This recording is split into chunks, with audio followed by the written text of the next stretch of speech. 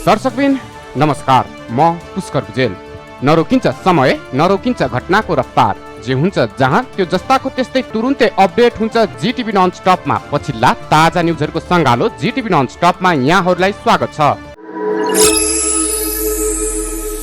Nepali communist पार्टीका संयोजक पुष्पकमल दाहाल प्रचण्डले कम्युनिस्ट आन्दोलनमा सहकार्य, एकता र पुनर्गठन आजको आवश्यकता भएको बताएका छन्।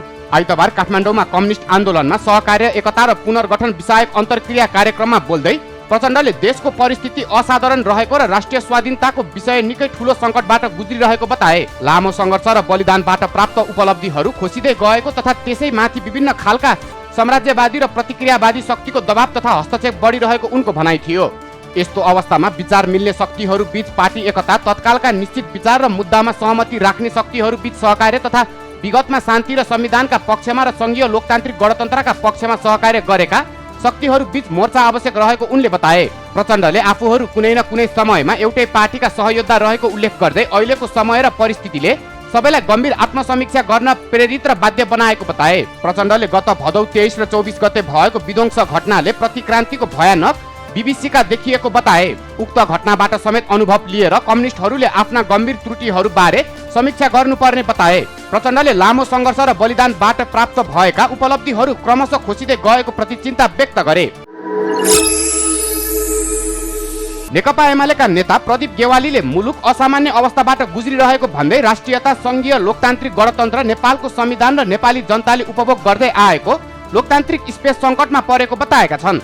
कम्युनिस्ट आन्दोलनमा सहकार्य, एकता र पुनर्गठन विषयक अन्तर्क्रिया कार्यक्रममा बोल्दै गेवालीले ठूलो जनादेश प्राप्त गरी राष्ट्रिय स्वतन्त्र पार्टी सरकारमा आए पनि पछिल्ला 5 महिनाका गतिविधिले सरकार निर्वाचित अधिनायकवाद तर्फ उन्मुख भएको देखिएको दावी गरे। गेवालीले देश एकदमै असामान्य अवस्थाबाट गुज्रिरहेको बताए। उनले राष्ट्रपति संस्थाको महत्त्व नदिएको, संसदलाई अर्थहीन बनाइएको, आफूलाई प्रधानमन्त्री बनाउने पार्टीप्रति समेत सरकारको सरोकार नरहेको आरोप लगाए। न्यायालय र अन्य राजनीतिक दलसँग संवाद गर्ने विषय टाढाको कुरा भएको तथा मिडिया लगायतका संस्थालाई समेत किनारा लगाउँदै सरकार बेलघाम घोडा जस्तै अधिनायकवादको बाटोतर्फ अघि बढिरहेको उनको भनाइ थियो। प्रतिनिधि सभाभित्र संविधान निर्माण गर्ने शक्तिहरूको 1/3 पनि शक्ति नरहेको उल्लेख गर्दै उनले अहिलेको शक्ति सन्तुलन आफूहरूका लागि निकै प्रतिकूल रहेको बताए। जेन्जी आन्दोलनका शहीद परिवार र घाइतेहरूलाई आफूहरूका माग तत्काल पूरा गर्न सरकारलाई अल्टिमेटम दिएका छन्।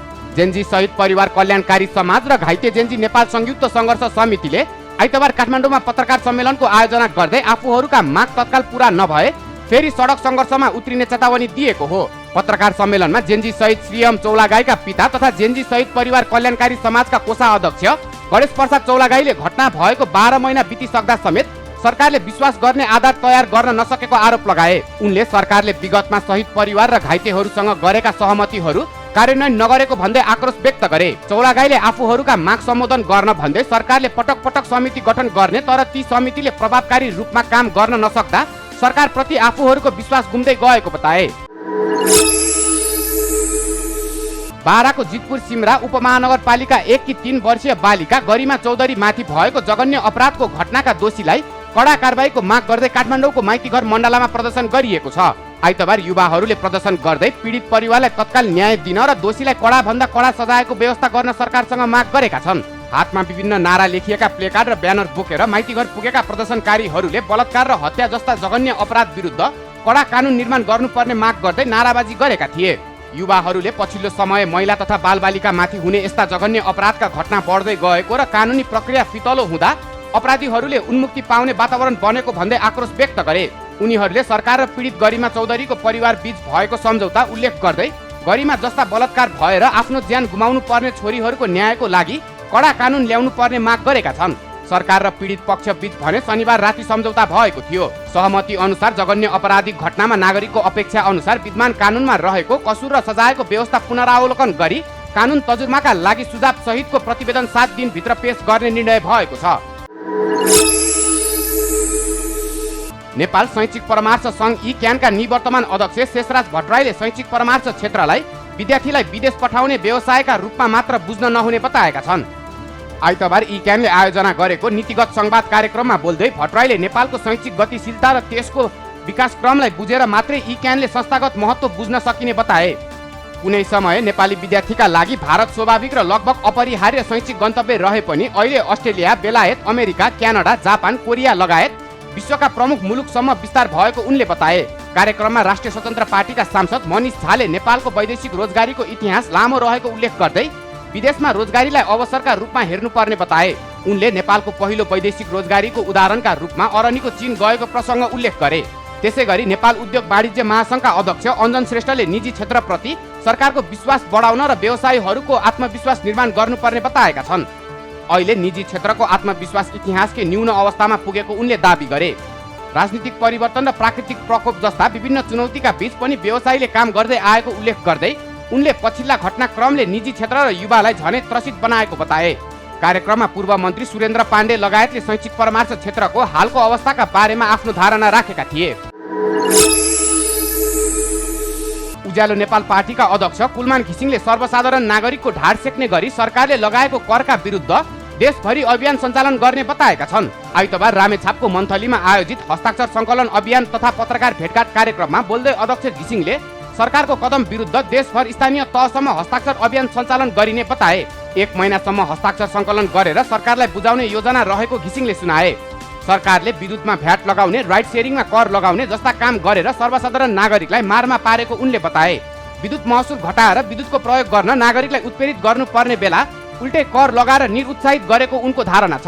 सरकारले ल्याएको यो नीति गलत भएको उनले बताए। उठाउनु पर्ने बक्यौता रकम नउठाउने, उचित व्यवस्थापन गर्न नसकेर प्राधिकरणको नाफा घट्दै जाने तर सर्वसाधारण नागरिकलाई भार थोपर्ने काम अस्वीकार्य भएको उनले बताए। विद्युत प्राधिकरणले लोड सेडिङको बेला उद्योगहरूलाई दिएको लाइनको 23 करोड भन्दा बढी रकम उठाउने तर्फ सरकारको ध्यान नगएको भन्दै घिसिङले आलोचना गरे। सरकारले आफूहरूको माग सुनवाई गर्नुपर्ने बताउँदै उनले यो सुनेन भने यो सरकारलाई 2/3 को सरकार भन्न नमिल्ने बताए।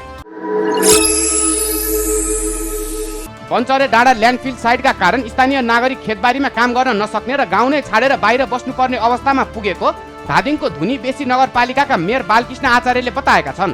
जिटिभीसँगको कुराकानीमा उनले फोहोरबाट निस्किने लिचड खेतबारीमा बग्ने, दुर्गन्धका कारण बस्न नसकिने र विभिन्न रोगको जोखिम बढेको भन्दै पञ्चरे डाँडाको अवस्था अत्यन्त पीडादायी बनेको बताए। आचार्यका अनुसार लिचड मिसिएको पानी खेतबारीमा पुग्दा खेती गर्न नसकिने अवस्था छ भने त्यसको सम्पर्कले मानिसको खुट्टा समेत कुहिने गरेको गुनासो स्थानीयले गर्दै आएका छन्। दूषित फोहोर पशु चौपायाले खाँदा मर्ने, असाध्यै दुर्गन्ध फैलिने तथा चिल गिद्धले फोहोरका वस्तु बस्ती र खेतबारीमा लगेर फाल्ने समस्याले स्थानीयको जनजीवन कष्टकार बनेको उनले बताए। पञ्चरे डाँडा समस्या नयाँ नभएको उल्लेख गर्दै उनले नेपाल सरकारले 2062-63 सालदेखि उक्त क्षेत्रमा फोहोर लैजान थालेको बताए। तर फोहोर व्यवस्थापनका लागि अधिग्रहण गरिएको भनिएको जग्गा कति र कहाँ रहेको छ भन्ने विषय समेत अझै स्पष्ट हुन नसकेको उनको भनाइ छ। विगतदेखि स्थानीयले पटक पटक आवाज उठाए पनि समस्या समाधान नभएको र अहिले पनि उपत्यका सहित करिब 21 स्थानीय तहको फोहोर दैनिक 300 भन्दा बढी गाडी मार्फत त्यहाँ पुर्याइने गरेको उनले बताए। कानुन अनुसार प्रत्येक स्थानीय तहले आफ्नो फोहोर आफै व्यवस्थापन गर्नुपर्ने व्यवस्था भए पनि व्यवहारमा लागू नभएको र ठूलो संख्यामा स्थानीय तहको फोहोर एउटै क्षेत्रमा थुप्रिएको आचार्यको आरोप छ।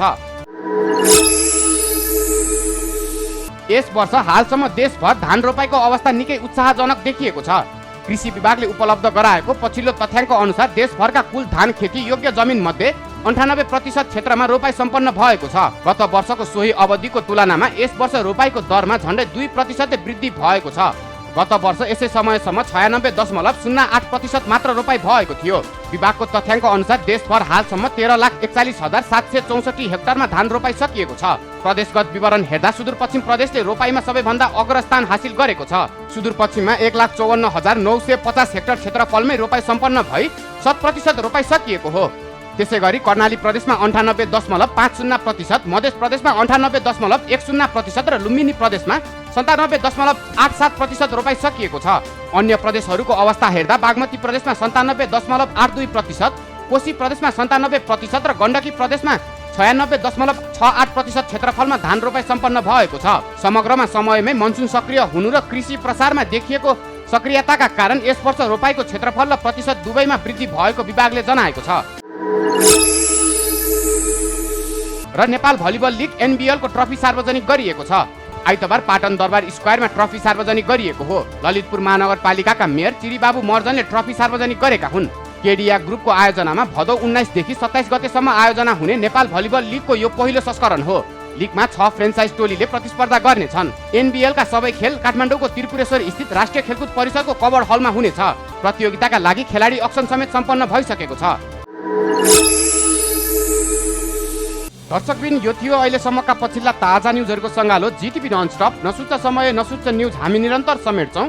देश विदेशका निरन्तर न्युजहरू जीटीभी ननस्टपमा। अहिलेलाई जीटीभी ननस्टपको श्रृङ्खला यति नै। जीटीभी ननस्टप र अन्य प्रसारणहरू सामाजिक सञ्जालका प्लेटफर्महरू युट्युब, फेसबुक, एक्स, टिकटक लगायतमा प्रत्यक्ष हेर्न सक्नुहुनेछ। सबैभन्दा पहिला देश, सबैभन्दा माथि देश हेर्दै रहनुहोला जीटीभी नेटवर्क। अहिलेलाई हामी सबैलाई बिदा दिनुहोस्। नमस्कार। जीटीभी नन स्टप न्युजका साथमा Visit www.websurfer.com.mp। सबैको सुरक्षा एनएलजी को ही छ। NLG insurance.